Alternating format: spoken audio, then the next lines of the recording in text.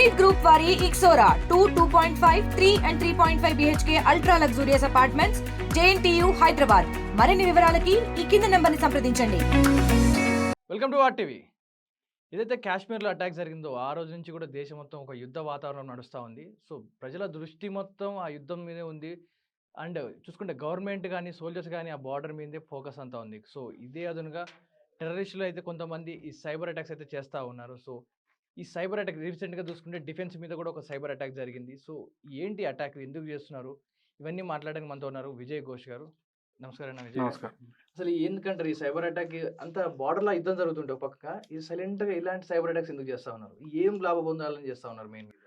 So బేసిక్గా ఇప్పుడున్న technology పరంగా చాలా కంట్రీస్ కూడా వార్ లైక్ సిచ్యువేషన్స్ వచ్చినప్పుడు రీసెంట్ మీరు చూసినట్లయితే వేరే కంట్రీస్లో కూడా ఫిజికల్గా మనం ఈ వార్ జరుగుతున్నా కూడా సైబర్ వార్ అనేది జరుగుతూ ఉంటుంది for intelligence gathering. Like troop movements ఎలా జరుగుతున్నాయి, ఎటు జరుగుతున్నాయి, ఎంతమంది ట్రూప్స్ మూవ్ అవుతున్నారు, ఆర్టిలరీ ఎటువైపు పంపుతున్నారు అని చెప్పి ఈ ఈ యొక్క డీటెయిల్స్ కనుక్కోవడానికి ఏం చేస్తారంటే సింపుల్గా ఇప్పుడు నిన్న ఒక కాల్ వచ్చింది ఒక ఆర్మీ మేజర్ లెఫ్టినెంట్ కర్నల్ వాళ్ళ సన్కి, కొడుక్కి.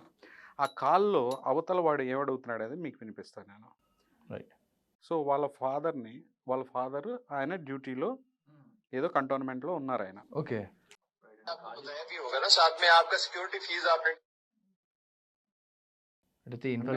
ఇక్కడ నెట్ సరిగా లేదు, ఇన్ఫర్మేషన్ లాగే ప్రయత్నం చేస్తున్నారు. ఇది ఫిషింగ్ కాల్. ఇది డైరెక్ట్గా ఇండియన్ నెంబర్ లాగా ఏంటంటే ఒక కర్నల్ వాళ్ళ సన్కి ఫోన్ చేసి ఇలా నువ్వు 5,000 రూపీస్ ఈ కోర్స్ ఫీజు కట్టావు కదమ్మా, ఆ డబ్బులు వెనక్కి ఇచ్చేస్తాము, పంపించాలి. డాడీ నెంబర్కి కొడుతుంటే డాడీ నెంబర్ పని చేయట్లేదు, నేను సేమ్ రెజిమెంట్ నుంచి ఫోన్ చేస్తాను, పలానా రెజిమెంట్ నుంచి, ఇది ఈ కంటోన్మెంట్ ఏరియా నుంచి అంటే, లేరండి డాడీ ఇలా వెళ్ళారు వేరే చోటకి, ఎక్కడికి వెళ్ళారంటే, అదే ఎక్కడికి వెళ్ళారో చెప్పి ఆ కొత్త న్యూ నెంబర్ ఏదైనా వాడుతుంటే ఆ నెంబర్ ఇవ్వు, ఆ నెంబర్కి నేను ఫోన్పే చేస్తాను. సో అది ఎందుకు, ఈ యొక్క లెఫ్టినెంట్ కర్నల్ ఇప్పుడు ఎక్కడ పోస్ట్ అయ్యాడు, ఓకే, ఆ యొక్క సోల్జర్స్ ఎక్కడెక్కడ ఉన్నారు, అక్కడ ట్రూప్ మూమెంట్ ఏం జరుగుతుంది, ఇదంతా ఇంటెలిజెన్స్ గ్యాదరింగ్ అనమాట. సో సైబర్ అటాక్స్ మెయిన్గా ఇప్పుడు సైబర్ అటాక్స్ జనరల్లీ బేసిక్గా జరిగే ఏంటి, మనీ కోసం చేసే వేరుంటాయి. ఈ రోజున ఈ ఒక వారం రోజుల నుంచి జరుగుతున్న అటాక్స్ అన్నీ కూడా ఇంటెలిజెన్స్ గ్యాదరింగ్కి, ఇండియా ఈ ట్రూప్ మూమెంట్స్ ఎలా చేస్తుంది, ఎంతమంది ఆర్మ్ ఫోర్సెస్ని ఇప్పుడు డిప్లాయ్ చేస్తుంది, స్టేషనరీగా ఎంతమంది ఉన్నారు, ఏ స్టేషన్స్ ఎక్కడ ఉన్నాయి, ఇప్పుడు ఈ యొక్క ఆర్టిలరీ ఎక్కడి నుంచి ఎటు మూవ్ అవుతుంది, ఏమేమి వెపన్స్ని వీళ్ళు ఈ బార్డర్లో ఇక్కడ పెట్టారు అనే డీటెయిల్స్ కనుక్కోవడానికి ఏంటంటే ఈ యొక్క సైబర్ అటాక్స్, మొబైల్ ఫోన్స్ని ట్రాక్ చేయటం కానివ్వండి, హనీ పాటింగ్ చేయటం కానివ్వండి. ఫర్ అన్ ఎగ్జాంపుల్ నిన్న గుజరాత్లో మీరు చూసినట్టయితే ఎగ్జాంపుల్, అక్కడ ఒక ఫిష్ ఒక లేబర్ అనమాట, వాడికి రోజుకి 200 రూపాయలు ఇచ్చి ఈ యొక్క యుద్ధ నౌకలు ఎటు వెళ్తున్నాయి, పాకిస్తాన్ వైపు ఎన్ని నౌకలు వెళ్ళాయి, ఎంతమంది సోల్జర్స్ వెళ్ళారు, ఎటువంటి ఏం కనపడుతుంది నీకు, ఆ ఫొటోస్ అన్నీ మాకు ఫార్వర్డ్ చేయి అని చెప్పేసి ఇంటెలిజెన్స్ గ్యాదరింగ్ చేసింది. 200 రూపాయలు రోజుకి పేమెంట్ చేసింది ఒక లేబర్కి. వాడికి తెలియదు వాడు ఏం చేస్తున్నాడు, ఏం తెలియకుండా ఎలా ఉంటుందని పాకిస్తానీ పీపుల్కి ఇట్లా. అఫ్కోర్స్ వాళ్ళు ఏమైనా న్యూస్ ఛానల్ అని చెప్పి ఉండొచ్చు. So these kind of fishing attacks అనమాట. మీరు న్యూస్ ఛానల్ నుంచి ఫోన్ చేస్తాం, మన న్యూస్ కవరేజ్ కోసం మన ఏమైనా ఉంటే ఫొటోస్ పెట్టాను, నీకు 200 ఇస్తామని ఉండొచ్చు, ఏదైనా రకంగా చేయొచ్చు. సో ఇప్పుడు అదే జాగ్రత్తగా ఉండాల్సింది. ఇలాంటి కాల్స్ ఏమైనా వచ్చినా కూడా, ఇలాంటి లింక్స్ ఏమైనా వచ్చినా కూడా కొన్ని రోజుల వరకు ఇంకా ఎక్కువ జాగ్రత్తగా ఉండాలి. మెయిన్గా ఆర్మీ పర్సనల్స్ ఎక్కువ కేర్ఫుల్గా ఉంటే చాలా మంది. రీసెంట్ డేస్లో మనం చూసినట్లయితే వీడియోస్ చేస్తూ ఉన్నారు కొంతమంది, ఇట్లా అవి వీడియోస్ పోస్ట్ చేస్తున్నారు. ఆ విషయంలో కొంచెం జాగ్రత్తలు తీసుకుంటే మనం వీటి నుంచి కొంచెం సేఫ్గా ఉండొచ్చు. మన దగ్గర నుంచి ఏమైనా ఇన్ఫర్మేషన్ లాగే ఛాన్స్ ఉందంటారు? ఇప్పుడు అందరి ఫోకస్ అంతా బార్డర్ మీదే ఉంది. సో ఆర్మ్ ఫోర్సెస్ అంతా సీక్రెట్గా బ్యాక్గ్రౌండ్లో ఏమైనా నడిపించే అవకాశం ఉందా? నాకు ఫస్ట్ నుంచి అదే డౌట్గా ఉంది. సో అందరి ఫోకస్ అంటే ఏదో స్వామి చెప్పినప్పుడు అందరిని ఒక పక్కకు పంపించి ఇంకో పక్క నుంచి కన్నం పెట్టి లాక్కున్నట్టుగా, ఇది బ్యాక్గ్రౌండ్లో ఈ సైబర్ అటాక్ మనకి మెయిన్ థ్రెట్ వచ్చే అవకాశం ఉందంటారా? ఇప్పుడు జరిగే ఈ యొక్క సైబర్ అటాక్స్, పాకిస్తాన్ చేసే సైబర్ అటాక్స్ మొత్తం కూడా ఇంటెలిజెన్స్ గ్యాదరింగ్. అదే చెప్తున్నాను మీకు క్లియర్గా. ఇంటెలిజెన్స్ గ్యాదరింగ్ అంటే ఎక్కువగా ట్రూప్ మూమెంట్స్ గురించి, మన మిలిటరీ ఇన్స్టాలేషన్స్ గురించి, మన దగ్గర నుంచి ఏమేమి ఈ యొక్క ఎమిషన్ డిపోస్ గురించి కానివ్వండి, లేదంటే కనుక డిఫెన్స్ గురించి ఏదన్నా కీ పీపుల్ ఉంటారు, లేదంటే కింద స్థాయి అధికారులకు చెప్పినప్పుడు వాళ్ళ మొబైల్ ఫోన్స్లో ఏమైనా ఫిషింగ్ ఏపీకి ఆటోమేటిక్గా ఇన్స్టాల్ చేసి వాటిని వాళ్ళ కంట్రోల్లో తీసుకొని వినడము, స్పైయింగ్ చేయటం, ఏం మాట్లాడుకుంటున్నారు ఏంటంటే ఏం మాట్లాడుకుంటున్నారు అంటూ ఆ ఇంటెలిజెన్స్ గ్యాదరింగ్కి ఎక్కువ యూజ్ చేస్తున్నారు అంటున్నాను ఈ సైబర్ అటాక్స్ని. రైట్. అది చూసుకుంటే మెయిన్‌గా ఈ టెర్రరిస్ట్ అనేటోళ్ళు మనం బార్డర్ దాటి ఎలా వస్తారో ఇప్పటికీ అర్థం కావట్లేదు. వాళ్ళు బార్డర్ క్రాస్ చేసి వచ్చారు. సో, మెయిన్‌గా ఇంటెలిజెన్స్ వైఫల్యం అని అంటా ఉన్నారు. సో, ఇదంతా ఎందుకు కారణం? సార్ ఇంటెలిజెన్స్ వైఫల్యం అని చాలామంది అంటారు. నేను కూడా ఇంతకుముందు నేను ఒక మాట అన్నాను. ఇంటెలిజెన్స్ వైఫల్యం ఆఫ్‌కోర్స్ కాదన్ను. కాకపోతే ఇండియాకి ఏంటంటే మెనీ టైప్స్ ఆఫ్ టెరైన్స్ ఉన్నాయి. ఇండియా ఎలా అంటే మీకు అమెరికాలో చూడండి. అమెరికాలో చూసుకుంటే గనక 1 ఆర్ 2 టెరైన్స్ ఉంటాయి. టెరైన్స్ అంటే ఒక చోటేమో పూర్తిగా వర్షం పడుతూ ఉంటుంది.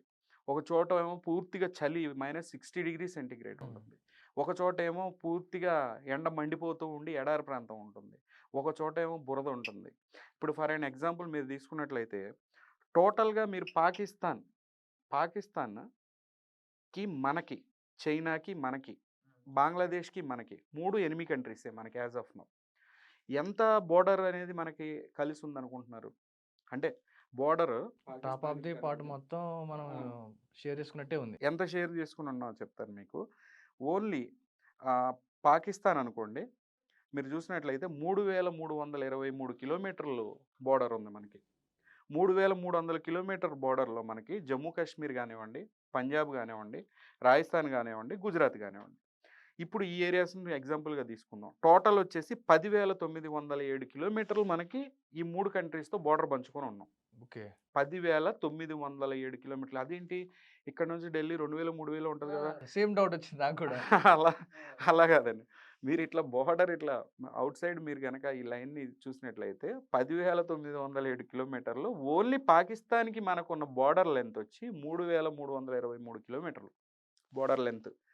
అది ఎక్కడి నుంచి స్టార్ట్ అవుతుందంటే గుజరాత్ నుంచి స్టార్ట్ అవుతుంది. గుజరాత్ మీరు తీసుకోండి.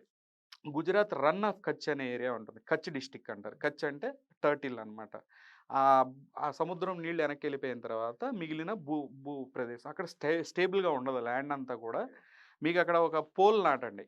ఒక ఫెన్సింగ్ ఏయండి. ఊడి పడిపోద్ది అక్కడ. ఓకే. బుర డిజర్ట్ లాంటి ఏరియానా?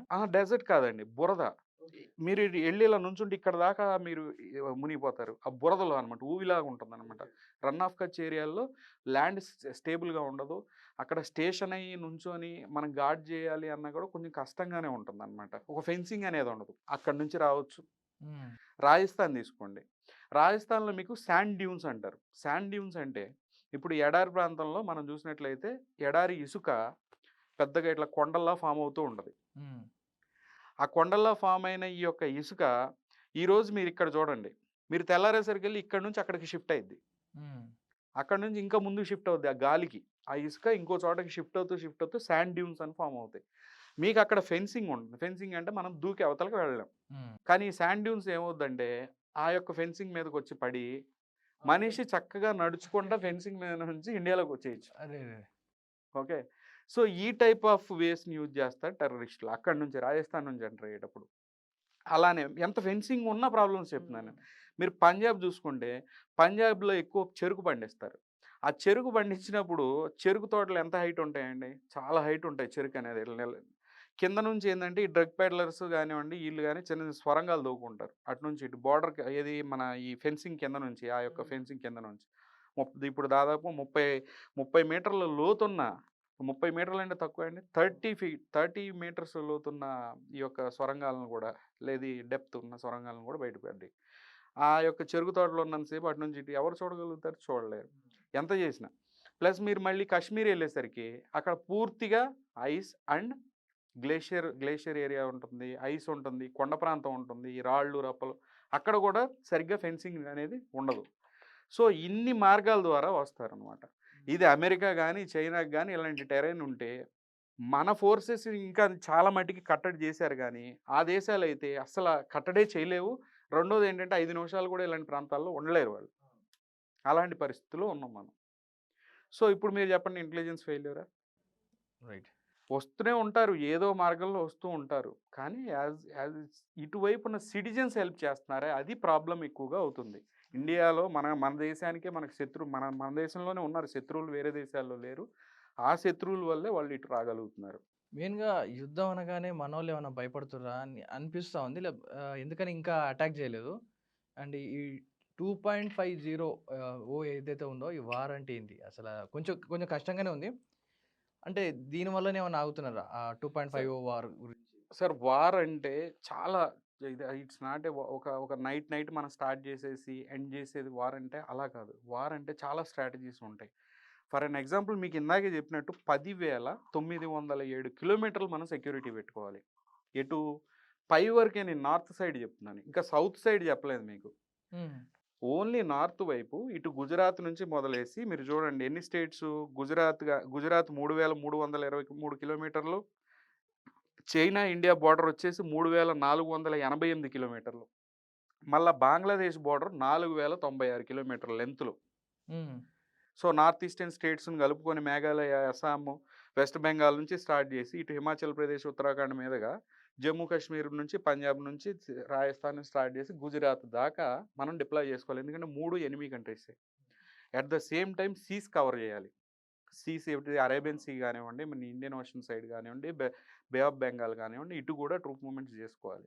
సో, యాజ్ ఆఫ్ నౌ ఏందంటే, ఈ మొత్తం ఏరియాస్ అన్నీ కవర్ చేయాలి. ప్లస్ 2.50 వార్ అంటే, ఒకప్పుడు మన ఆర్మీ జనరల్స్ ఇంతకుముందు చెప్పిందే. మనం ఇండియా గనక ఒకసారి యుద్ధం ఫుల్ ప్లెడ్జ్డ్‌గా కన్వెన్షనల్ వార్ అంటే న్యూక్లియర్ వెపన్స్ లేకుండా ఫుల్ ప్లెడ్జ్డ్ వార్ ఒక్కసారి గనక చెయ్యాలి అని మనం వెళితే, పాకిస్తాన్‌తో చేయాలి, చైనాతో చేయాలి. ఎట్ ద సేమ్ టైమ్ 0.5 అంటే అర్థం ఏంటంటే, మన దేశంలో ఉన్న మన మీదే, హ్మ్. మన దేశానికి ఎగనెస్ట్‌గా తయారైన మన శత్రువులు. మన దేశంలోనే చాలామంది శత్రువులున్నారు. వాళ్ళతో కూడా వార్ చేయాలి కాబట్టి 2.50 వార్ అన్నారు దాన్ని. 2 దిక్కుల వాళ్ళు 0.5 మన వాళ్ళు. మన వాళ్ళు. అంటే మన దేశంలోనే. మనలో ఉన్న కల్ప్రిట్లు. కల్ప్రిట్స్.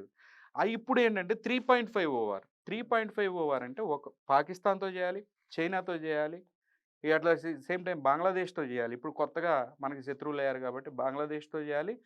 దానికి మించి మన దేశంలో ఉన్న శత్రువులతో యుద్ధం చేయాలి. దాన్ని 3.50 వార్ అంటారు. సో, యాజ్ ఆఫ్ నౌ ఏందంటే మిలిటరీ ఇప్పుడు యాజ్ ఆఫ్ నౌ మొత్తం మన ట్రూప్ మూవ్‌మెంట్స్ అనేవి జరుగుతున్నాయి. ఇప్పుడు 'విక్రమాదిత్య' గానివ్వండి, మన సబ్‌మెరైన్స్ ఏవైనా హ్మ్. మనం అసలు నేమ్సే తీసుకోవద్దు. ఎందుకంటే యాజ్ పర్ అడ్వైజరీ ఈ వార్‌షిప్స్ గానివ్వండి, సబ్‌మెరైన్స్ గానివ్వండి అన్నీ కూడా డిప్లాయ్‌మెంట్స్ అవుతున్నాయి. ట్రూప్ మూవ్‌మెంట్స్ అవుతున్నాయి. ఈ ట్రూప్ మూవ్‌మెంట్స్‌కి సంబంధించి మీరు ఇప్పుడు మనకేముంటది హెవీ ఇన్ఫాంట్రీ యూనిట్స్ ఉంటాయి. లేదంటే గనక సుఖోయ్ యుద్ధ విమానాలు సూ-30స్ ఉంటాయి. లేదంటే గనక రాఫెల్స్ ఉంటాయి. ఇవన్నీ గూడా ఆర్టిల్లరీ మనం నెక్స్ట్ అమ్యునిషన్ ఏంటి? మనం ఒక 1 వీక్ ఫైట్ చేశాక నెక్స్ట్ 1 వీక్ ఎట్లా ఫైట్ చేయాలి అనేది ఆలోచించుకోవాలి.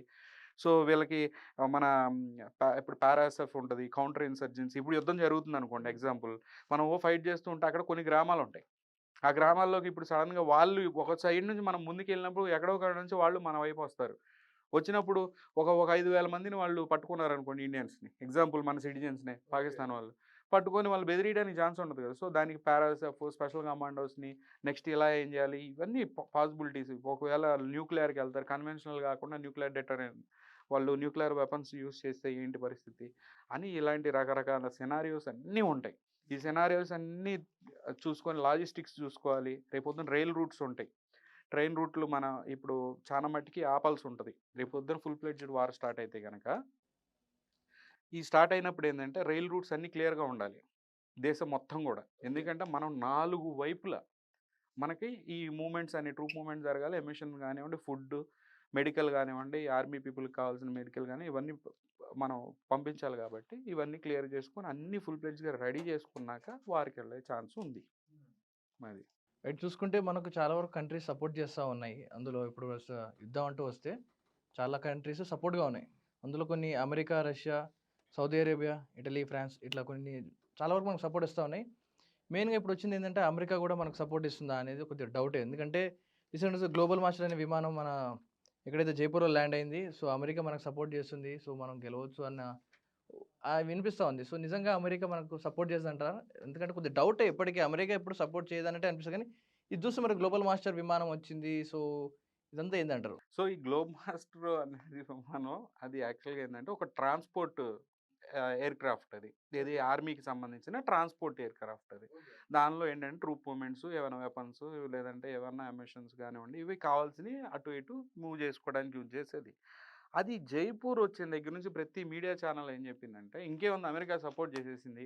అమెరికా ఇక మన వెనకుందరా ఇంకేందిరా రారా సవాల్ అని చెప్పేసి ఈ యొక్క క్యాప్షన్స్ పెట్టేస్తున్నారు. అది ఏమీ లేదు. అది అఫీషియల్గా కన్ఫర్మేషన్ ఏం లేదు. రెండోది అమెరికాని అసలు మనం నమ్మకూడదు కూడా జీవితంలో. మెయిన్ ఇప్పుడు మీరు ఎయిర్ క్రాఫ్ట్ ఎందుకు వచ్చిందంటే జేడీ వ్యాన్స్ వచ్చారు. మీరు చూసుంటారు జేడీ వ్యాన్స్ ఇది ట్రంప్ మా పేజీ నుంచి వచ్చిన ఈ జేడీ వ్యాన్స్ మినిస్టర్ అయితే ఉన్నారో ఇండియా వచ్చినప్పుడు మీరు ట్రంప్ వచ్చినా ఈయన వచ్చినా మీరు చూడండి అలా సెక్యూరిటీ ప్రోటోకాల్ కావాల్సిన వెహికల్స్ అన్నీ వస్తాయి ఇండియా. మీరు ట్రంప్ కానివ్వండి వ్యాన్స్ కానీ వెళ్ళేటప్పుడు ఆయన వెనకాల చూడండి కమాండో ఒక వ్యాన్ ఒకటి, ఒక ఎక్స్రే మషిన్ వ్యాన్ ఒకటి, వాళ్ళకి సంబంధించిన GMC bullet proof and bomb proof vehicles కానివ్వండి ఇవి వెళ్తూ ఉంటాయి. మన ఇండియా వెహికల్స్ కాదు, యుఎస్ వెహికల్స్. వాళ్ళే తెచ్చుకుంటారు. ఎట్లా తెచ్చుకుంటారు? ఈ గ్లోబ్ మాస్టర్లో తెచ్చుకుంటారు. ఇప్పుడు వాళ్ళకి ఇక్కడ ఎయిర్ బేస్ ఉంది. ఏది ఇక్కడ మన అరబ్ కంట్రీస్లో ఒక చోట ఖతర్, ఒమన్ దగ్గర ఇక్కడ వీళ్ళకి ఒక ఎయిర్ బేస్ ఉంది. అక్కడ నుంచి వస్తుంది అది.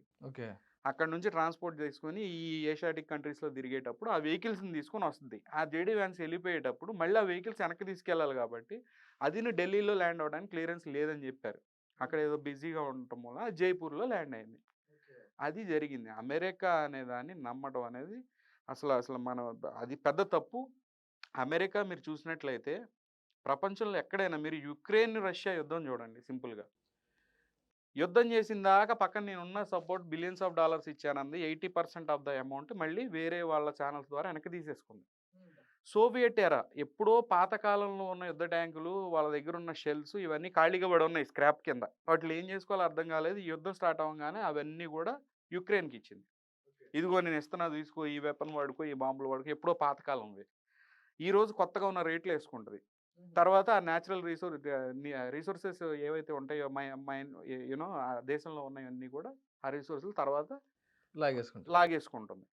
చివరికి యుక్రెయిన్ ప్రెసిడెంట్ అమెరికా వెళ్ళినప్పుడు ఏం వాల్యూ ఇచ్చింది? నువ్వు మాట్లాడకు, నువ్వు చేసింది తప్పు అని అంది.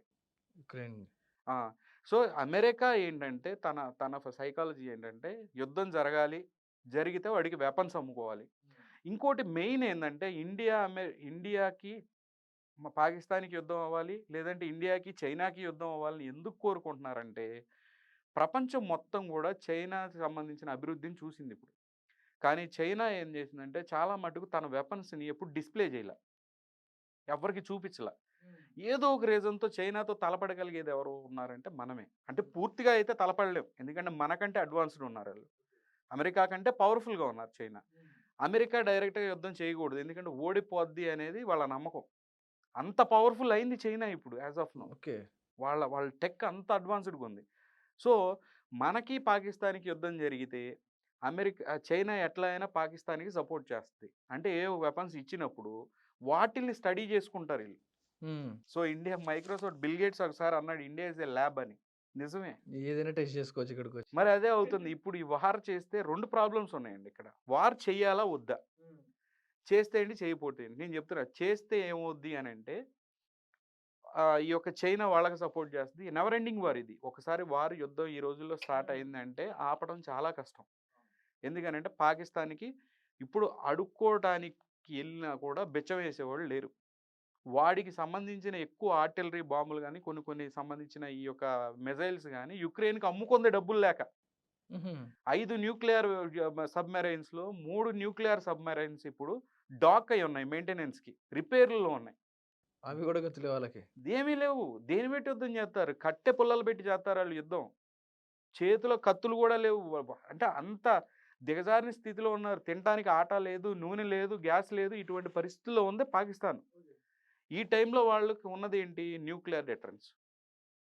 నా దగ్గర న్యూక్లియర్ వెపన్లు ఉన్నాయి, నీ మీద వేస్తా. నా దగ్గర న్యూక్లియర్ బాంబులు నేను వేస్తా. సో అందుకని భయపడుతున్నావా అంటే అది కాదు.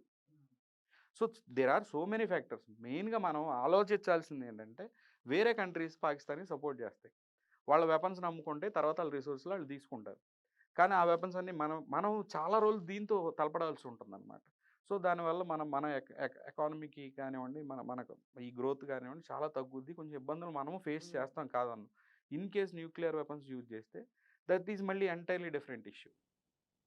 ఎందుకనంటే ఆల్రెడీ వాజ్పేయి గారు చెప్పారు, నువ్వు న్యూక్లియర్ వెపన్ వేస్తాను అంటే నా దేశంలో 1/4 జనం ల్యాండ్ మాస్ పోయినా పర్లా, కానీ నెక్స్ట్ రోజున మాత్రం ఆ యొక్క మ్యాప్ మీద నీ పాకిస్తాన్ అనేది చెరిగిపోద్ది మ్యాప్లో నుంచి అని చెప్పాడు. అంటే నా పావు వంతు భాగం దేశాన్ని నేను కావాలంటే పోగొట్టుకుంటా, కానీ నేను దేశాన్ని మాత్రం మొత్తాన్ని నాశనం చేసి పెడతానని చెప్పారు.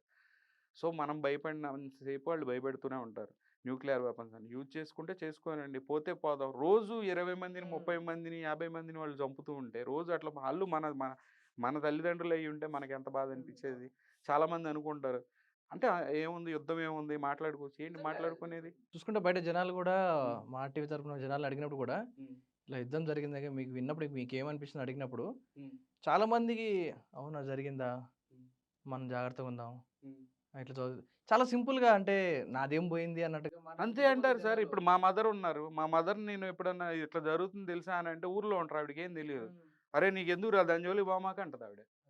అంతే ఉన్నారు ఇంకా. ఇక్కడ చదువుకున్న వాళ్ళు కూడా అలాగే మాట్లాడుతున్నారు సార్. నిన్న ఒక విక్టిమ్ ఉన్నాడు. ఆ విక్టిమ్ ఇప్పుడు ఈ 26 మంది చనిపోయారు కదా, దానిలో ఒక విక్టిమ్ వాళ్ళ ఫాదర్, ఒక అబ్బాయి వాళ్ళ నాన్న కొడుకు చనిపోయాడు. తండ్రి ఏమంటున్నాడంటే, నా కొడుకు ముస్లిం కంట్రీస్కి వెళ్ళాడు, ఖతార్ వెళ్ళాడు, ఒమన్ వెళ్ళాడు, సౌదీ అరేబియా వెళ్ళాడు. నా కొడుకు నేను హిందువుని 3 దేశాలు 4 దేశాలు తిరిగాడు ముస్లిమ్స్ కంట్రీస్లో, ఎవరూ నా కొడుకుని చంపలేదు. కానీ నా కొడుకు ఎక్కడ చచ్చిపోయాడో తెలుసా? అనుకునే నా భారతదేశంలో హిందువునై చచ్చిపోయాడు. హిందువు అయినందుకు నా భారతదేశంలో నా కొడుకు నేను హిందువులు అయినందుకు మమ్మల్ని చంపేశారు అని చెప్పి బాధపడ్డాడు. ఇది war not only about India, not only about దేశం గురించే కాదండి. It is about also about the identity of Hindus. మనం ఎంతోమందికి కొన్ని వేల సంవత్సరాల నుంచి ఆశ్రయం ఇచ్చాం, అందరూ సామరస్యంగా బతుకుతున్నాం. కానీ ఇక్కడ ల్యాండ్ ఇచ్చిన వాళ్ళకి దేశాన్ని అందరు రండి పర్లేదు బతకండి. ఇప్పుడు మీరు చూసినట్టయితే దాదాపు 1000 సంవత్సరాల పైనుంచే ఏమో వీళ్ళు ఉన్నారు, ఎవరు జ్యూస్ ఉన్నారు. జ్యూస్ తెలుసు కదా మీకు, ఇజ్రాయెల్ జ్యూస్. ఓకే. వాళ్ళు ఈ రోజుకి ఏం చెప్తారు? Juice were not persecuted in India. ఎప్పుడు కూడా మేము ఎటువంటి ఇబ్బందులకు గురవ్వలేదు. ఇండియా ఒక దేశం మమ్మల్ని కాపాడింది. ఇండియాలో మాత్రం మేము ప్రపంచంలో అన్ని చోట్ల యాంటీ సెనిటిమిజం అది ఉంది కదా, అది గురయ్యాము. బట్ ఇండియాలో మాత్రం మేము ఏనాడు కూడా ఇలాంటి దానికి గురి కాలేదు. మేము ప్రశాంతంగా బతుకుతున్నాం. ఎన్నో కమ్యూనిటీస్, ఎన్నో దేశాలకు సంబంధించిన వాళ్ళు, ఆఫ్రికన్ కంట్రీస్ చాలామంది చిన్న చిన్న ఊర్లాగే ఉన్నాయి మన సిటీలో, హైదరాబాద్లో. ఇలా బతుకుతున్న ఈ కంట్రీలో హిందువుల్ని కల్మా చదవమని చెప్పి అడిగి, తర్వాత ఆడవాళ్ళని వదిలేయటం వెళ్ళమని, వెళ్ళి మోడీకో బోలో హిందువా ముస్లిమా అని అడిగి మరీ చంపి వెళ్ళి మోడీకో బోలో. మీరు దాన్ని చూసినట్లయితే మీరు ఒకటి అబ్జర్వ్ చేయండి, ఇంత ఇంత ఇంత కోపం ఎందుకు వస్తుంది అంటే, ఇంతకుముందు యూరి అటాక్ కానివ్వండి, పుల్వామా దాడి కానీ జరిగినప్పుడు కూడా ఈ రకంగా ఇండియా రియాక్ట్ కాల. మన సోల్జర్స్ చనిపోయారు, చాలామంది 30 మంది పైన చనిపోయారు, అయినా కూడా ఇలా రియాక్ట్ కాల. ఇప్పుడు ఎందుకు సార్? ఇది డైరెక్ట్ అబౌట్ మన ఎగ్జిస్టెన్స్, హిందూస్ ఎగ్జిస్టెన్స్ గురించి డైరెక్ట్గా అవతలోడు వచ్చి నువ్వు హిందువు అని చెప్పి మోడీకో బోలో అంటాం. ఇది ఎప్పుడు జరిగింది అనుకుంటున్నారు? 1990లో, 1990లో సేమ్ టు సేమ్ ఇలానే కాశ్మీరీ పండిట్స్ని రాత్రికి కొన్ని వందల మందిని, వేల మందిని ఇట్లా చంపి వెళ్ళి ఆడవాళ్ళని, కొంతమంది ముసలివాళ్ళని, మెయిన్గా ఆడవాళ్ళని రేప్ చేసి ముసలి వాళ్ళకి ఏం చెప్పారంటే బోలో జాకే బోలో అని చెప్పి, ఇదే విధంగా హిందువా చంపేయటం వెళ్ళి మీ గవర్నమెంట్కి చెప్పుకోపో అని చెప్పి కాశ్మీర్ నుంచి ఎన్నో లక్షల మంది ఈ కాశ్మీరీ పండితులను అక్కడ నుంచి తోలేశారు, పంపించేశారు. చెప్తున్నారు సేమ్ టు సేమ్ అదే ఇప్పుడు మళ్ళీ రిపీట్ అయ్యింది. So this is now. అందుకనే వారికి వెళ్ళాల్సిన అవసరం ఉంది. పోతే పోయిందండి, ఈరోజు కాకపోతే రేపు చచ్చిపోతాం.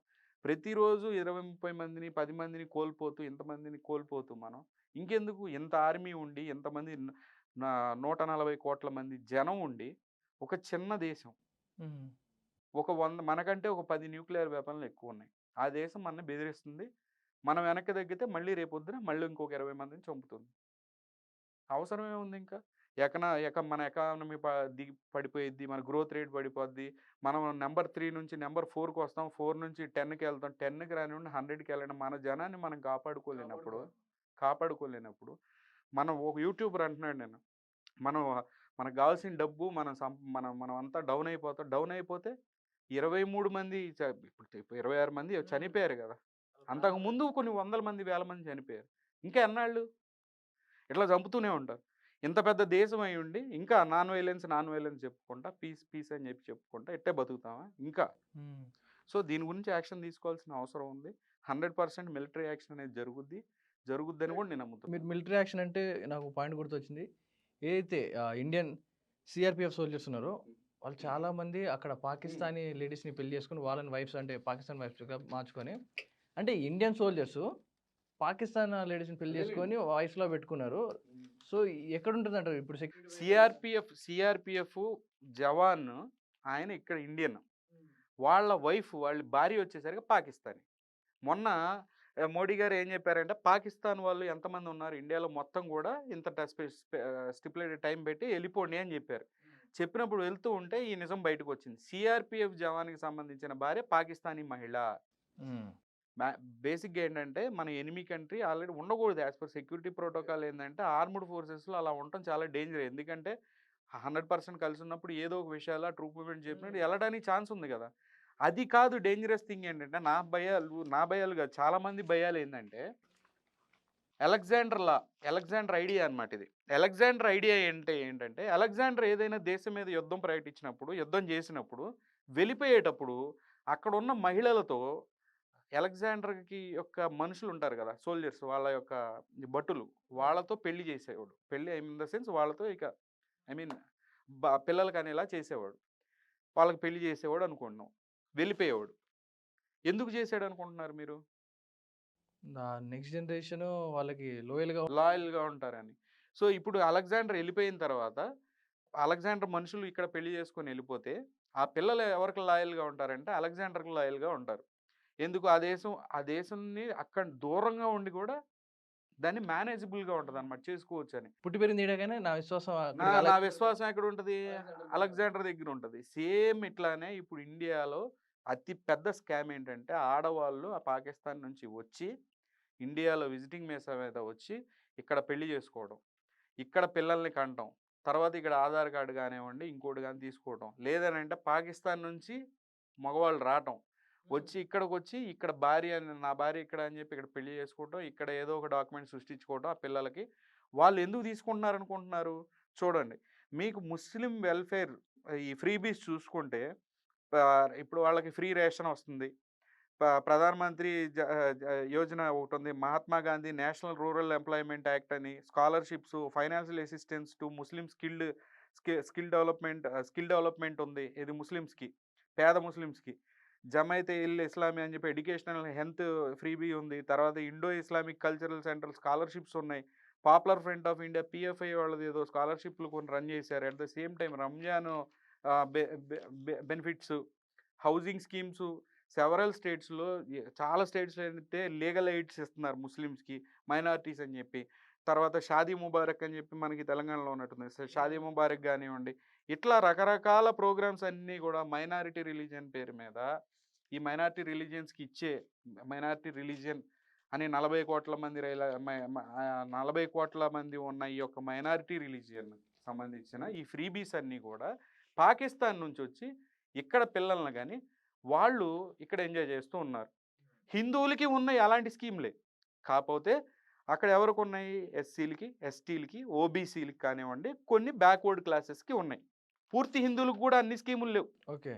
కానీ పాకిస్తాన్ నుంచి వచ్చిన ఈ మహిళలు, పాకిస్తాన్ నుంచి వచ్చిన ఈ యొక్క వ్యక్తులు ఇక్కడ పిల్లలు కానీ ఇక్కడ వాళ్ళ ఆధార్ కార్డులు తీసుకుని వాళ్ళకు ఉన్నాయి. ఒకడైతే డైరెక్ట్గా మీరు కాశ్మీర్లో మేము చూసినట్లయితే గవర్నమెంట్ జాబ్కి అప్లై చేస్తున్నాడు ఇల్లీగల్గా. 10 years నుంచో సంథింగ్ ఇండియాలో ఉండి ఇల్లీగల్గా గవర్నమెంట్ జాబ్కి అప్లై చేస్తున్నాడు. అటువంటి పొజిషన్లో ఉన్నాం మనం. అంటే వాడు ఇక్కడే చదువుతాడు, ఇక్కడే పెరుగుతాడు, ఇన్ని చేస్తాడు, కానీ వాని ఆలోచన, మన లాయల్టీ మొత్తం పాకిస్తాన్కే ఉంటుంది. అవును. అంటే ఈ మొబైల్ చూసుకుంటే చాలా మంది ఉంటారు కదా, అంటే ఐడి ప్రూఫ్ చూస్తే ఇండియానే ఉంటుంది, వాని ఏమనలేము, కానీ వాని ఆలోచన మొత్తం అక్కడే ఉంది, సపోర్ట్ అంతా అక్కడే చేస్తూ ఉంటాడు.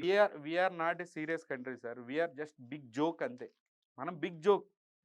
ఇండియా చాలా మంది అంటారు ఇండియా ఫెయిల్డ్ స్టేట్ కాదు. ఇండియా ఎప్పుడు ఫెయిల్డ్ స్టేట్ కాదు. Indian people are failed people.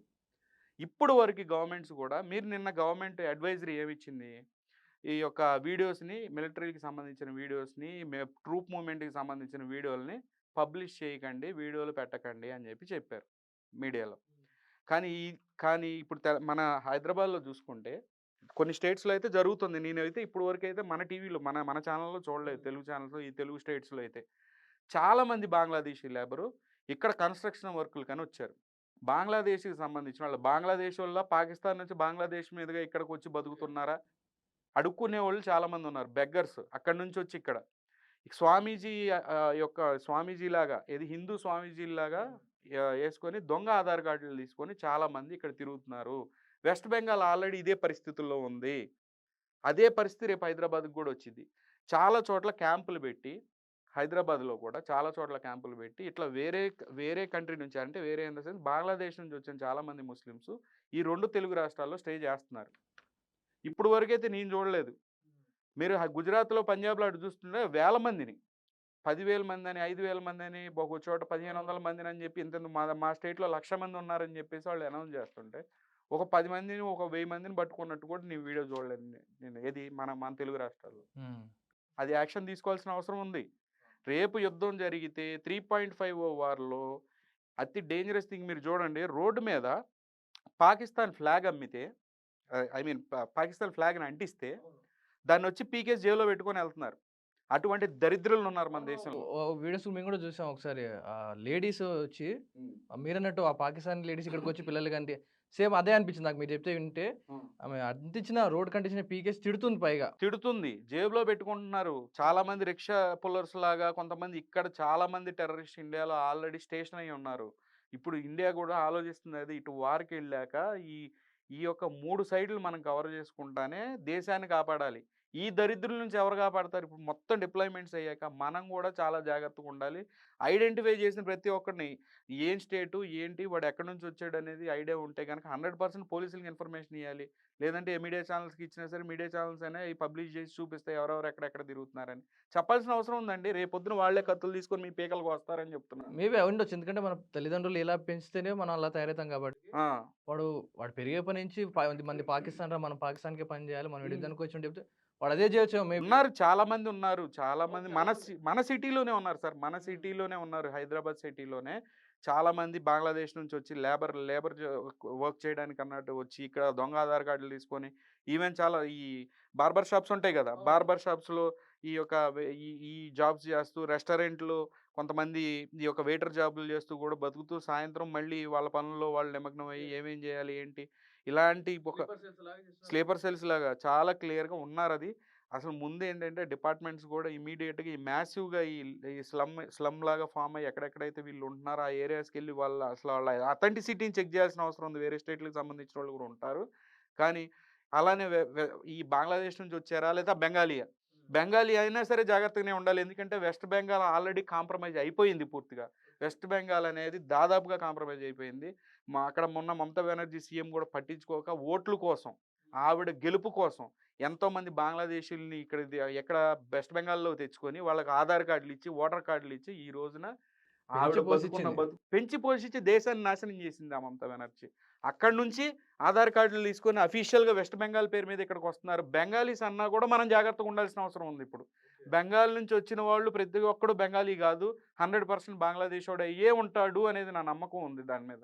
ఎందుకంటే అక్కడ ఉన్న హిందువులకి మీరు చూసినట్టయితే మొన్న బెంగాల్ అల్లర్లప్పుడు అక్కడ ఉన్న హిందువుల్ని అక్కడ నుంచి పారిపోయే మొత్తాన్ని ఉరికిచ్చి అక్కడ నుంచి పంపించేశారు. ఆ పాతకాలం ఎప్పటి నుంచో బతుకుతున్నారు వాళ్ళు. అక్కడ నుంచి వాళ్ళ మీద దాడి చేసి అక్కడ నుంచి వాళ్ళ ఇళ్లలో నుంచి పంపించేశారు. ఎవరు వాళ్ళంతా మొత్తం బంగ్లాదేశీయులు. ఆ బంగ్లాదేశీయులు ఆల్రెడీ వెస్ట్ బెంగాల్‌లో ఆధార్ కార్డులు తీసుకొని ఇండియన్ ఆధార్ కార్డులతో ఉన్నారు. ఇమ్మీడియేట్‌గా మన సిటీల్లో బంగ్లాదేశ్, పాకిస్తానే కాకుండా వెస్ట్ బెంగాల్‌కి సంబంధించిన ఏ ఒక్క వ్యక్తి ఈ యొక్క అర్థం ఉంది కదా! వాళ్ళని కూడా పంపియాల్సిన అవసరం చాలా ఉంది అనేది నా అభిప్రాయం. అట్ ద సేమ్ టైమ్ భయాలు ఇన్ ద సెన్స్ మనం ఇప్పుడు ఇది చూసుకుంటే ఈ మధ్య వీడియోస్ పోస్ట్ చేయడం. వీళ్ళ వల్ల ఏమైనా థ్రెట్ ఉంటదా? ఇప్పుడు ఇక్కడనే పుట్టి అక్కడి నుంచి వచ్చి వీళ్ళు వాళ్ళ కొడుకులు పుట్టి వీళ్ళు మోటివేట్ చేస్తా ఉంటారు. సో ఈ రీసెంట్ చూసుకుని ట్రైన్ యాక్సిడెంట్లు కానీ రోడ్ యాక్సిడెంట్ ఈ అస్తం ఏమైనా ఉండి ఉండొచ్చు దీంట్లో. ఎందుకు మీరు చూడండి సార్, ఇప్పుడు రీసెంట్‌గా మనం ట్రైన్ పట్టాల మీద వందే భారత్ ఎక్స్‌ప్రెస్ ఉంది. దాని అద్దాలు పగలగొట్టడం, ఆ మిర్రర్స్ పగలగొట్టడం, ట్రైన్ ట్రాకులు డ్యామేజ్ చేయటం. చాలా రేపు యుద్ధం జరిగినప్పుడు రేపు యుద్ధం స్టార్ట్ అయితే నేను చెప్తున్నా కదా, ఈ స్లీపర్ సెల్స్ 1, 10, 20, 100 కాదు లక్షల్లో ఉన్నారు. 1,00,00,000 మంది దాకా ఉన్నారన్న ఆశ్చర్యపోక్కర్లేదు ఈ స్లీపర్ సెల్స్. మొత్తం ఈ యొక్క మైండ్‌లో ఉన్న ఈ రాడికల్ ఐడియాస్‌తో ఉన్న ఈళ్ళు ముస్లిమ్స్ ఉన్నారు. మన దేశం కావాలి అనుకునే వాళ్ళు ఉన్నారు. కొంతమంది వాళ్ళని పక్కన పెడితే, మన దేశం అనుకోని మనం అందరితో మనం అనుకునే వాళ్ళని తీసేస్తే చాలా తక్కువ మంది ఉన్నారు. ఈ రాడికల్ ఐడియాస్ ఉన్నోళ్ళు ఎవరైతే ఉన్నారో మొత్తం వీళ్ళు ఏం చేస్తారు? ఆ ట్రైన్ ట్రాక్‌లని దెబ్బతీద్దామని చూస్తారు. హ్మ్. ఇప్పుడు అదే మోరల్ డైలమా. యుద్ధానికెళ్ళినప్పుడు యుద్ధం మన మీద ఎవడి మీదైనా గెలుస్తామండి. మన లోపల జరిగే యుద్ధం ఎవడు ఎలా గెలుగు ఎలా గెలు గెలవగలుగుతాం చెప్పండి? మనతో పాటే ఉంటారు. మనతో పాటే ఉండి ఇప్పుడు ఏమంటారు టెర్రరిజంకి రిలిజియన్‌కి సంబంధం లేదంటారు. All Muslims are not terrorist. But every terrorist ఎవడైతే ఉన్నాడో ఇప్పటివరకు సచ్చినోడు ఆడంతా ముస్లిమే గదా! హ్మ్. ఓకే గదా! సో, నేను జెప్తాను. మ మనం నోటికి బయటకి ఒక మాట మాట్లాడుతూ లోపల ఒకటి ఆలోచించుకునేవాళ్ళు చాలామందున్నారు. రేపొద్దున ఈ ట్రాక్‌లని డ్యామేజ్ జేస్తారు. రోడ్లను డ్యామేజ్ జేస్తారు యుద్ధం స్టార్ట్ అయితే గనక. సో, స్టేట్ గవర్నమెంట్స్ ఇప్పటి నుంచి చాలా జాగ్రత్తగా ఉండాలి. ఇన్‌కేస్ యుద్ధానికి ఎళ్తున్నట్లయితే గనక చాలా జోవియల్‌గా ఉన్నారు. యుద్ధం ఏముందిలే 4 రోజులు మీడియాలో మాట్లాడుకుంటారు అయిపోయిద్దనుకుంటున్నారు. ఇన్‌కేస్ చేయాల్సొస్తే ఇదే వాళ్ళు నిన్న మొన్న చూసుకుంటే చాలా స్టేట్‌లలో పట్టాలు తప్పి ట్రైన్‌లో అసలు కూడా ఎంతోమంది చనిపోయారు. మనం యుద్ధం చేస్తామో చెయ్యమో అనేది ఎవడికి తెలీదండి. ఎవడికి తెలీదు. Foreign media ఎందుకనుకుంటున్నారు ఏస్తుంది? 48 అవర్స్‌లో యుద్ధం చేసేసిద్ది ఇండియా పాకిస్తాన్‌తో. అక్కడ పాకిస్తాన్ నుంచి ఇంకోడేమంటాడు 24 గంటలు ఈరోజు రాత్రే చేయబోతుంది మా మీద యుద్ధం. ఎందుకంటున్నారనుకుంటున్నారు? మనకు ఆ ఐడియా ఉందా లేదా అనేది పక్కన పెట్టేసేది. మనం కంపల్సరీ యుద్ధానికి ఎళ్ళాలి అనేది అందరి ఆకాంక్ష అది. హ్మ్. మీకు అర్థమవుతుందా? అమెరికా వోడు వెపన్స్ అమ్ముకుందాం. అమెరికా వోడు ఈళ్ళిద్దరు కొట్టుకొని నాశనం అయిపోతే రేపొద్దున మళ్ళీ మన మీద ఆధారపడతారు. మనం అప్పులివ్వచ్చు. ఆ దేశాన్ని ఇది జేయొచ్చని వాడి ఆశ వాడిది. ఓకే. పాకిస్తాను వాడి ఈ ఇప్పుడు వాడి పరిస్థితి బాలేదు. యుద్ధం చేసేసి మళ్ళీ హడావిడి చేసేసి ఏదో ఒకటి ఆళ్ళ దగ్గర ఈళ్ళ దగ్గర ఫండ్‌లు తీసుకుందాం. వాడికి మూవ్‌మెంట్ అయిద్ది కదా! ఫండ్ మూవ్‌మెంట్ అయిద్ది. వాడు లేదంటే ఇస్లామైజేషన్ చేయాలి. దేశం మొత్తం లాక్కోవాలి. కాశ్మీర్ లాక్కోవాలని వాడు. ప్రతి ఒక్కడు చైనా గనక యుద్ధం చేస్తే గనక వాడి దగ్గర ఏం వెపన్స్ ఉన్నాయో తెలుసుకోవాలని చెప్పి మిగిలినోళ్ళు. అందరూ కలిసి కావాలని ఇస్తున్న స్టేట్మెంట్‌లయన్నీ. సో, ఈ స్టేట్మెంట్‌ల మధ్య నిజంగానే యుద్ధం చేయాల్సి మనం ముందుకెళ్లాల్సొస్తే state governments not only Telangana, not only Andhra Pradesh మిగిలిన స్టేట్ గవర్నమెంట్స్ ఎంత సీరియస్‌గా ఉండాలండి? జోక్‌గా ఉంది అందరికి. హ్మ్. సెంట్రల్ నుంచి అడ్వైజరీ వస్తే అడ్వైజరీ ఇస్తున్నారు. ఆ వీడియోలు పోస్ట్ చేయమాకండి. అసలు ఇక్కడ దేశంలో ఉన్న ఎదవలు ఎవరున్నారని చెప్పేసి ఏది సీరియస్‌గా యాక్షన్ తీసుకోరే? ఏది మీ మీడియాలో నేను చూడలేదు. ఆర్‌టీవీలో చూడలా, టీవీ నైన్‌లో చూడలా, లేదు వేరే ఛానెల్స్ చాలా ఉన్నాయి. దేనిలోను చూడలా నేను. అంటే జరిగితే చూపించేవాళ్ళు కదా! ఏది నేను చూడలా. మేము చేసాము కాదు. చూపించలేదు అంటే జరగలేదన్నట్టే అది. ఏం చేశారు? రెండోది ట్రూప్ మూవ్‌మెంట్స్ అయితుంటే ఆర్మీ వెహికల్స్ దగ్గరికెళ్ళి చాలామంది ఏం చేస్తారంటే ఫ్రూట్ జ్యూస్‌లు లేదంటే గనక ఆ బటర్ మిల్క్ ఇస్తారు. చాలా డేంజరస్ అది. హ్మ్. మామూలు రోజుల్లో అది వేరే విషయం. వార్ లైక్ సినారియో ఉన్నప్పుడు మనం ఎంత జాగ్రత్తగా ఉండాలి యాజ్ ఎ రెస్పాన్సిబుల్ సిటిజన్‌గా దారి ఇచ్చి వెహికల్స్ పక్కకు తీసి దారి ఇచ్చి ఆర్మీ వెహికల్స్ వెళ్తున్నప్పుడు అవసరమైతే ఒక సెల్యూట్ కొట్టి మోటివేషన్ ఇయ్యాలి. మోటివేషన్ అంటే డైరెక్ట్ కొబ్బరికాయలు దండలేసేసి కొబ్బరికాయలు కొట్టి పంపియటం కాదు. మోటివేషన్ అంటే. లేదంటే మధ్యలో ఇప్పుడు మీరు మనసు మంచి మనసుతో ఇచ్చారు ఓకే. అదే ప్లేస్‌లో మన శత్రువు మన దేశంలో ఉన్న మన శత్రువే. దాంట్లో విషం కలిపిస్తే సోల్జర్స్ చనిపోతారు అక్కడ. చనిపోతారు గదండీ! చనిపోతారు అలా చేస్తారు. సో, అన్ని పాసిబిలిటీస్ ఆలోచించాలి. రోడ్డు మీద ఏదైనా ఆర్మీ వెహికల్స్ ఎళ్తుంటే ఎళ్ళిపోయి చాక్లెట్‌లు ఇవ్వటం, అక్కడ ఫ్రూట్స్ తీసుకెళ్ళి ఇచ్చేయటం. వాళ్ళకుంటాయి ఫుడ్డు. ఇబ్బందేం లేదు. అట్లా అట్లా వాళ్ళకివ్వాలి పాకిస్తానోళ్ళు అట్లా తీసుకుంటారు. మనకంత అవసరం లేదా అంటున్నా. మనకి ఎవ్రీథింగ్ వాళ్ళకి సఫిషియెంట్‌గా ఉంది. టైమ్ టు టైమ్ వాళ్ళకి అన్నీ అందుతాయి. హ్మ్. అది లాస్ట్ ఎప్పుడో ఒక సంవత్సరం గడిచిన తర్వాత అది కొంచెం ఇబ్బందయిద్ది కాబట్టి ఈ ట్రాన్స్‌పోర్టేషన్ అది అప్పుడు ఇచ్చుకోవచ్చు. యాస్ ఆఫ్ నౌ ఈ ఫ్రెష్ కేసుల్లో అట్లా బటర్ మిల్క్‌లు ఇవ్వటం ఇలాంటి పనులన్నీ చేయకూడదనేది నా అభిప్రాయం. రెండోది ఈ ప్రెగ్నెంట్ లేడీస్ గురించైతే మనం చూసాం. ఆహ్, అంతే. ఇక మనం చెప్పు. రైట్. ఫైనల్‌గా ఆహ్, జనాలకు గాని, చూస్తున్న ఆర్‌టీవీ ప్రేక్షకులకి చెప్పాలంటే ఏం చెప్తారు? ఈ జరుగుతున్న సిట్యుయేషన్ గురించి? ఈ ఏం సైబర్ లేదు. అటాక్స్ గురించి గాని, ఏదండి? సైబర్ అటాక్స్ జరుగుతూనే ఉంటాయి. అంటే మన నుంచి డాటా ఏమన్నా తీసుకొని మన నుంచి ఏమన్నా మన నుంచి ఏముంటది ఆళ్ళ బూడిదే డేటా ఆళ్ళకి దొరికేది. మన దగ్గర గాదు. ఎక్కువగా ఆర్మ్డ్ పీపుల్ అంటే ఆర్మీకి సంబంధించిన రిలేటివ్స్ ఉన్నవాళ్ళు గానివ్వండి, ఆర్మీకి సంబంధించి లేదంటే సెంట్రల్ గవర్నమెంట్ ఎంప్లాయీస్‌లో లేదంటే కీలకమైన పదవుల్లో ఉన్నవాళ్ళు గానివ్వండి, స్టేట్ గవర్నమెంట్స్‌లో ఉన్న కీలకమైన వీళ్ళు విధులు నిర్వహించేవాళ్ళు గానివ్వండి, ఆర్మ్ ఫోర్సెస్‌కి సంబంధించిన ఈ యొక్క రిలేటివ్స్ గానివ్వండి, వాళ్ళ ఫ్యామిలీ మెంబర్స్ గానివ్వండి, పిల్లలు గానివ్వండి. ఏదైనా ఫోన్ వచ్చి మీ ఫాదర్ ఎక్కడున్నారు? ఏంటి? నేను ఇందాక చెప్పాను కదా! చాలా నీట్‌గా వాడు అడుగుతున్నాడు. చాలా తెలివిగా అడిగాడాడు. ఏంది మరి ఆ డబ్బులు కొట్టేద్దామని నాన్న డాడీ నాకు తెలుసు. వాళ్ళ డాడీ గురించి ఎంతో కొంత చెప్తారు మళ్ళీ నమ్మేయటానికి. చెప్పినప్పుడు అవునండి డాడీ ఇలా ఎళ్లారు. ఇంకేం తెలుసు అని చెప్పి మొత్తం డేటా కలెక్ట్ చేసుకుంటారు. కలెక్ట్ చేసుకొని ఇదంతా కూడా సెంట్రలైజ్డ్‌గా పెట్టుకొని మన మీద ఆళ్ళు ప్రయోగిస్తారు మళ్ళీ. సో జాగ్రత్తగా ఉండాలి. And at the same time ఆళ్ళు చిన్న చిన్న సైబర్ అటాక్స్ మనం పట్టించుకోవాల్సిన అవసరం ఉండదు. మీరు కూడా ఏదో ఆల్ ఇండియా హ్యాకర్స్ ఏదో వీడియో పోస్ట్ చేసినట్టు చూసాం. All Indian hackers around the globe అని చెప్పి ఇచ్చాను. అరౌండ్ ద గ్లోబ్ మొత్తం మీద ఎవరైతే ఇండియన్ హ్యాకర్స్ ఉన్నారో just target every commerce websites and government websites of Pakistan అని చెప్పి డైరెక్ట్‌గా నేనే వీడియో రిలీజ్ చేశాను. నేనే పెట్టుకున్నాను అది. అది ఏంటంటే ఆఫ్‌కోర్స్ చేయొచ్చు ఏముంది ఇల్లీగల్ ఏముండదండి. వార్ లైక్ సిట్యుయేషన్ వాళ్ళు మన మనుషుల్ని చంపేసిన తర్వాత ఇంకా ఇల్లీగల్ ఏంటి? ఎవడు మీ మీద కేసులు పెట్టేది? హ్యాక్ చేయగలిగిన ప్రతి ఒక్కడు పాకిస్తాన్ వెబ్సైట్ ఒకటి తీసుకొని డైరెక్ట్ ట్రైల్ చేయండి. డీడీఓఎస్ అటాక్‌లు చేయండి. మీకు తెలియకపోతే గాని చాట్‌జీపీటీ ఓపెన్ చేయండి. టర్మెక్స్ ఒకటి ఓపెన్ చేసుకోండి. మన లైనక్స్ ఆపరేటింగ్ సిస్టమ్ తీసుకోండి. చాట్‌జీపీటీలో అడిగితేనే హ్యాక్ చేసేసేయొచ్చు ఈజీగా. చిన్న చిన్న వెబ్సైట్‌లు ఏం దొరికితే మొత్తం హ్యాక్ చేసి పడేయండి. ఎవడు మీ మీద కేసులు పెడతాడు? అదే చెప్పదలుచుకుంటున్నాను. దేశానికి మనం డైరెక్ట్‌గా ఎళ్లి అక్కడికెళ్ళి ఎట్టో సేవ చేయలేం. రైట్. అక్కడ అట్లానే సోల్జర్స్ పనిచేస్తున్నారు. ఇక్కడ మనం ఇలా చేయొచ్చు. తప్పేముంది సార్? తప్పేముంది? వాళ్ళు ఒక ప్రాపర్ వేలో వచ్చారా మన మీద వారు? చెప్పండి. మన జనాన్ని ఎంతమందిని చంపేశారు సార్? ఎంతమందిని చంపేశారు? రైట్. ఇది దీనికి సంబంధించిన పూర్తి వివరాలు ఏదైతే ఉందో అటాక్ సంబంధించిన మీరు కూడా గమనిస్తూ ఉండండి. ఎందుకంటే ఈ కల్ప్రిట్స్ అనేటువంటి వాళ్ళు మన మధ్య కూడా చాలామంది ఉన్నారు. చూసుకుంటే ఎందుకంటే తండ్రి వాడు పుట్టింది ఇక్కడ, ఇక్కడ వైఫ్‌ని పెళ్లి చేసుకుంటారు. ఇలా కంచి ఉమెన్ వచ్చి ఇక్కడ వాడిని పెళ్లి చేసుకొని ఇక్కడికంతా ఉన్నారు. సో ఇదెవరైతే మనం పాకిస్తాన్ వాళ్ళు ఉంటారో వీళ్ళు కల్ప్రిట్ ఇక్కడే పుట్టి పెరుగుతాడు. ఇక్కడ ఐడెంటిటీ ఉంటది గానీ వాళ్ళ ఆలోచన మొత్తం అక్కడ ఉంటది.